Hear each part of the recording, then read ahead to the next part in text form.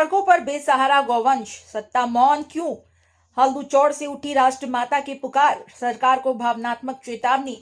लाल कुआं क्षेत्र के हल्दू चौक स्थित एक निजी कार्यालय पर आयोजित प्रेस वार्ता में गौ सेवक विनोद भट्ट ने कहा कि देवभूमि में एक और गौ माता को आस्था और संस्कृति का केंद्र माना जाता है, तो दूसरी ओर सड़कों पर भटकता, दुर्घटनाओं का शिकार होता और कूड़े में भोजन तलाशता गौवंश व्यवस्था पर करारा सवाल खड़ा कर रहा है। उन्होंने सरकार से गौ माता को राष्ट्र माता का संवैधानिक दर्जा देने की मांग उठाई।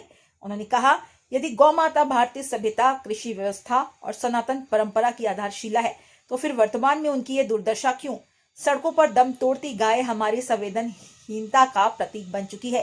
केवल नारे नहीं, ठोस नीति और कानूनी संरक्षण की जरूरत है।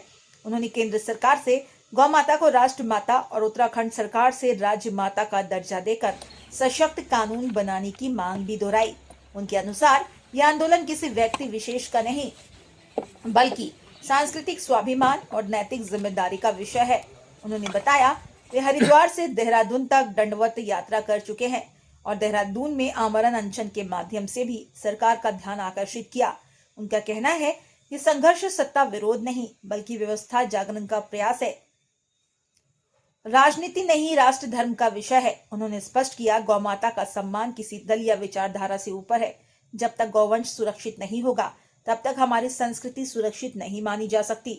उन्होंने सरकार को चेतावनी भरे शब्दों में कहा, सूबे के पशुपालन मंत्री सौरभ बहुगुणा समेत 36 विधायक मुख्यमंत्री को समर्थन पत्र भेज चुके हैं।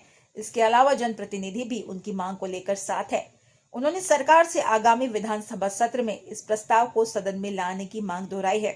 उन्होंने कहा, जब तक गौशालाओं की स्थिति सुदृढ़ नहीं होगी, बेसहारा गौवंश के लिए स्थायी नीति नहीं बनेगी, तब तक सम्मान केवल शब्दों तक सीमित रहेगा। उन्होंने युवाओं से आगे आने की अपील करते हुए कहा कि गौ सेवा केवल धार्मिक आस्था नहीं, बल्कि पर्यावरण संरक्षण, जैविक खेती और ग्रामीण अर्थव्यवस्था से जुड़ा राष्ट्र दायित्व है। हल्दूचौड़ की इस प्रेस वार्ता ने एक बार फिर ये प्रश्न खड़ा कर दिया, क्या गौ माता केवल मंचों तक सीमित रहेंगी या उन्हें वास्तविक संरक्षण मिलेगा? यदि सरकार ने समय रहते ठोस कदम नहीं उठाए, तो ये जन भावना व्यापक जन आंदोलन का रूप ले सकती है। रिपोर्टर गौरव गुप्ता। बुला रखी है इस प्रेस में आप सभी जो मीडिया बंधु, आपके माध्यम से हम उत्तराखंड की जो देवभूमि की जनता है, उन सभी जनता तक यह मांग, अपना संदेश छोड़ना चाहते हैं कि हमारे द्वारा जो गौ माता को राज्य माता का संवैधानिक मांग की जा रही है, ये गौ माता सिर्फ हमारी ही नहीं है, हर सनातनी की है, पूरे उत्तराखंड की है, पूरी देवभूमि की है, पूरे संसार की ये माँ है।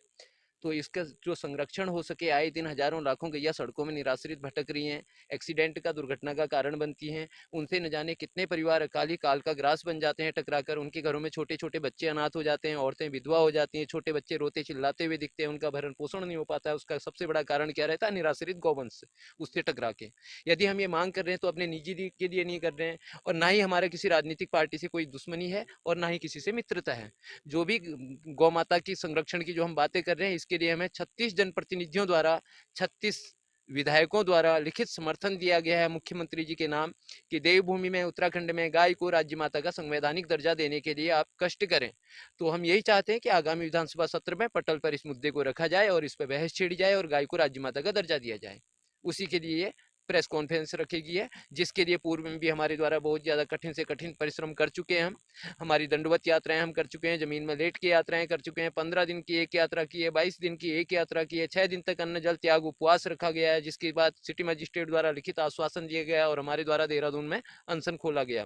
तो इसके लिए जगह जगह हमारे साथ गौरक्षक आए, सनातनी आए, संघ वाले आए, तो जो भी लोग आए उनने समर्थन दिया, मीडिया बंधु आए, उन सभी का हम आभार व्यक्त करते हैं और सरकारों से यही उम्मीद करते हैं कि जब आधे से अधिक जनप्रतिनिधि इस मांग को सफल बनाने के लिए हाँ कर रहे हैं, तो सरकारों को इस पर विचार करना चाहिए। और यह सभी जो सनातनी हैं, जो उत्तराखंड के वासी हैं, सभी की आस्था से जुड़ा हुआ विषय है, तो इसको जो है सफल बनाना चाहिए और गाय को राज्य माता का दर्जा दिया जाए। जी हाँ, हमारे इस जो पूरा कार्यक्रम चल रहा है, इस समर्थन अभियान के अंदर जो है हमारे जो मुस्लिम जनप्रतिनिधि हैं लक्सर के शहजाद जी, और उनने खुलकर समर्थन दिया है। उनका लेटर हेड हमारे पास है, उसमें उनने लिख कर दे रखा है कि मुख्यमंत्री जी, आगामी विधानसभा सत्र में आप पटल पर इस मुद्दे को रखिए और गाय को देवभूमि में राज्य माता का दर्जा दीजिए। यदि नहीं होता है तो आगे की जो भी हमारी रणनीति रहेगी वह हम सोशल मीडिया के माध्यम से, मीडिया के माध्यम से, प्रेस कॉन्फ्रेंस के माध्यम से या न्यूज के माध्यम से बताएंगे। लेकिन जब तक गाय को कम से कम देवभूमि में राज्य माता का संवैधानिक दर्जा नहीं मिल जाता, तब तक यह संघर्ष हमारा निरंतर आगे भी चलता रहेगा।